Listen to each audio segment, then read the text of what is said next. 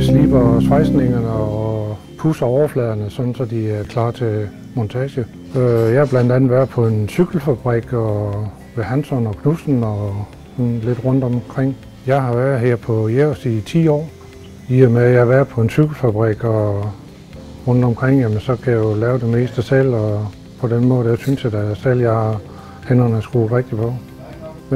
Jeg tror ikke, der findes nogen uddannelse inden for sliberi, så jeg er autodidakt inden for mit område. Ja. Det var sådan lidt af et tilfælde, at jeg tog kontakt til en kammerat hernede, og jeg gik arbejdsløs på det tidspunkt, og så skrev jeg, om de spurgte, om de manglede en mand, og det gjorde de, og så har jeg været en del af EOS lige siden.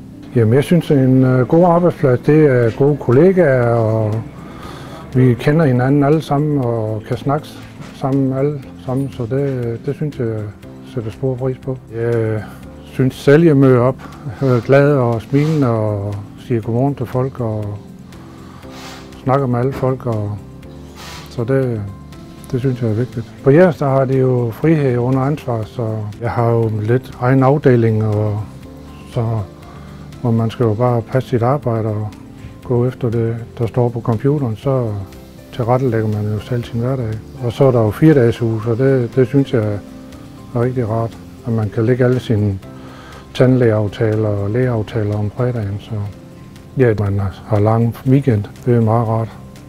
Når man bor på en nedlagt landbrug, så er der masser at lave derhjemme. Når jeg ikke er på arbejde i min fritid, så går jeg og laver lidt på det gamle hus derhjemme, og vi har 2 hunde, og går lidt ture med, og ja, kæmpe stor have. Og der er nok at se til.